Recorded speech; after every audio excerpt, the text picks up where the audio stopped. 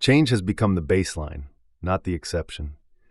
New tools arrive before the old ones are fully absorbed, competitors rewrite playbooks overnight, and customers expect more speed, clarity, and care with every interaction.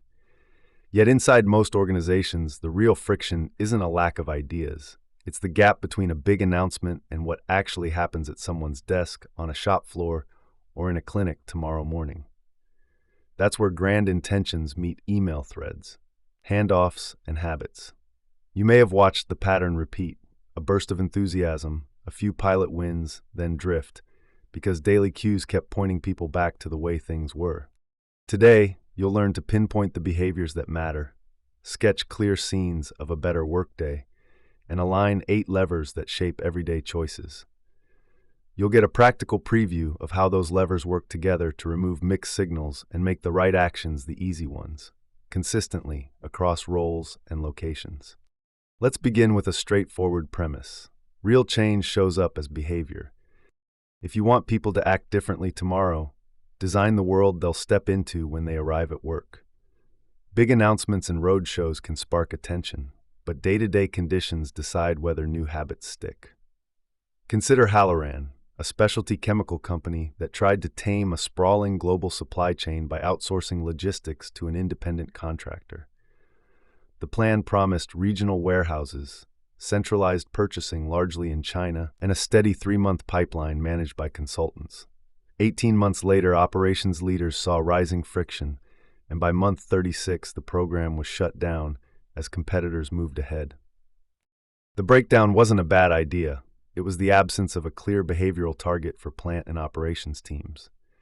Costs were charged to each plant's profit and loss statement, local P&Ls, while the savings were credited to the corporate P&Ls, so the people paying the bill weren't the ones getting the benefit. Local buyers were expected to abandon long-standing supplier relationships, and consultants were viewed as expensive outsiders. Without a precise picture of who needed to do what differently, and an environment that made those actions workable, the concept sat on slides while familiar routines carried the day. That misalignment points to a broader rule. People adapt to the setting they face each day. Humans adjust quickly to wherever they are, especially their social setting, so the fastest route to new conduct is to redesign that setting.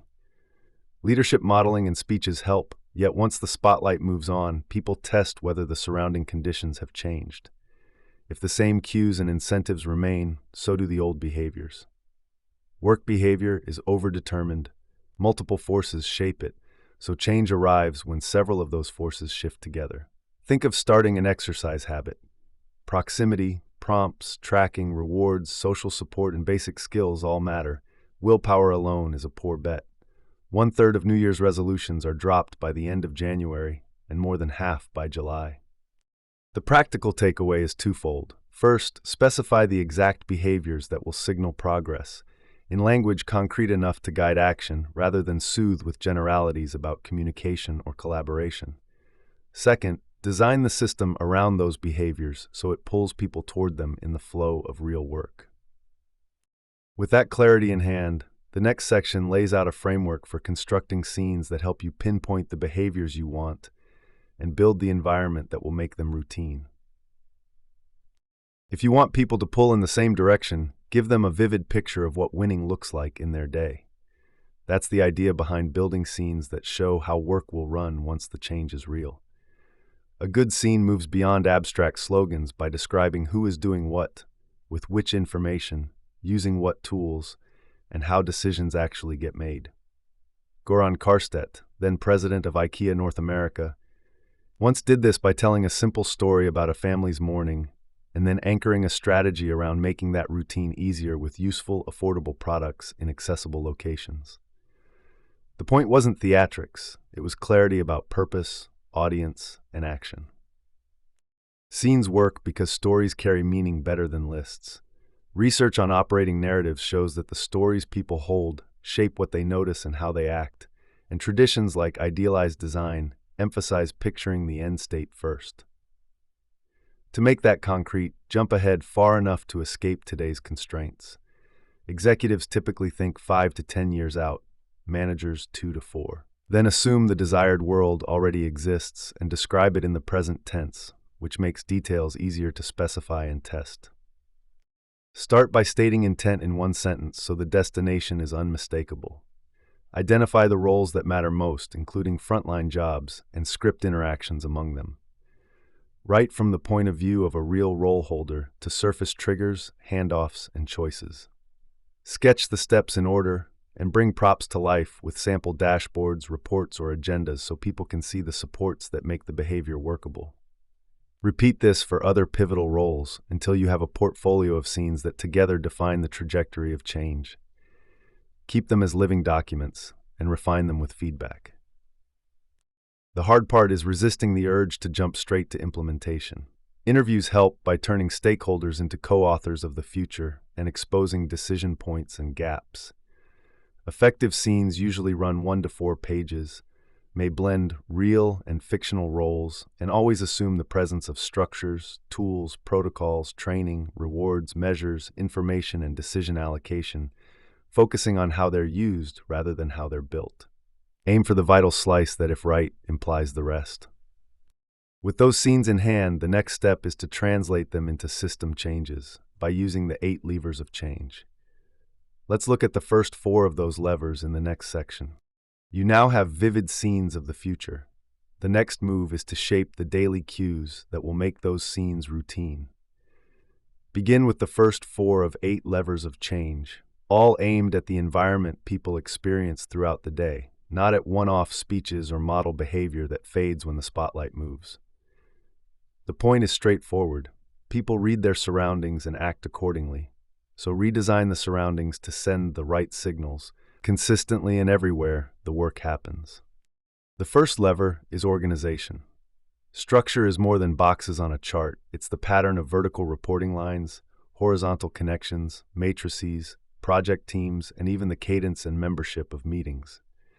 Whether a company organizes by geography, function, product line, market segment, or information flow, those choices announce expectations and shape who collaborates, how fast decisions move, and which voices are in the room. Adjusting roles, reporting paths, integration points, and meeting charters is a direct way to cue new behavior. The next lever is workplace design. The layout of physical and virtual space, plus access to tools and technology, strongly predicts interaction. Proximity matters. Sharing a coffee machine, copier, or a video room increases contact, while richer media beat text for building understanding. Researchers even point to human vision cues as social accelerators, which explains why face-to-face time changes how teams read each other. Location choices, collaboration platforms, and practical tools are not decor decisions, they're behavior switches. After that, tackle task. Checklists, standard work, and methods like process reengineering, Lean, Six Sigma, and TQM convert preferred methods into habit. Clear workflows enable better data capture and analysis and create obvious insertion points for digital monitoring and increasingly AI, so teams can manage and learn in real time. Making the process explicit is what turns the way we should work into the way we do work. The fourth lever is to align people.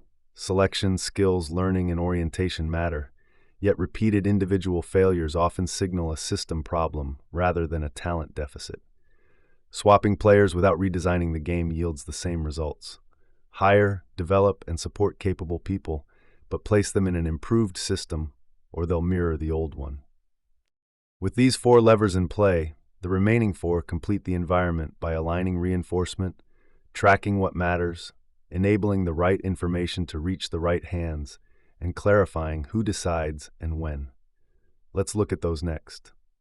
You've already shaped structure, space, processes, and skills to match the scenes you wrote. Now the remaining 4 levers make those scenes hard to ignore. Rewards is the first checkpoint. It covers what gets encouraged or penalized, from pay to recognition, access to resources, and the everyday feeling of succeeding at work. Align it to the behaviors in your scenes and watch for side effects, because people quickly learn how to win inside any reward system. When money pushes individual heroics and status flows to teams, the signals collide and the behavior you want stalls. Measurement is the next lever and functions as a running broadcast of priorities. Metrics and scorecards guide attention and tie straight back to the rewards lever. Choose measures that help people judge their performance inside the future you described. Decide whether you need process metrics, outcome metrics, or both, and compare them to what you measure today so you can close gaps. When measures point in the same direction as rewards, people understand what good looks like. Information distribution sets the tempo. Decision quality rises when the right people get the right information at the right time, and digitization determines whether information is pushed to people or pulled by them. Define what feedback different roles need, how quickly they should see it, and how easy it is to retrieve from digital stores. The closer that performance information is to real time, the faster behavior aligns. Decision allocation is the final lever to complete the set. Specify who participates when and in what way, including where data sits and what role AI plays. Map who leads, who advises, and who is informed across key moments. And if they help, use formal reviews such as RACI, a responsibility assignment matrix that spells out who is responsible, accountable, consulted, and informed. These choices must fit with the levers of organization, workplace design, and task, or you'll create mixed messages and delay. Now bring it together with the work systems model.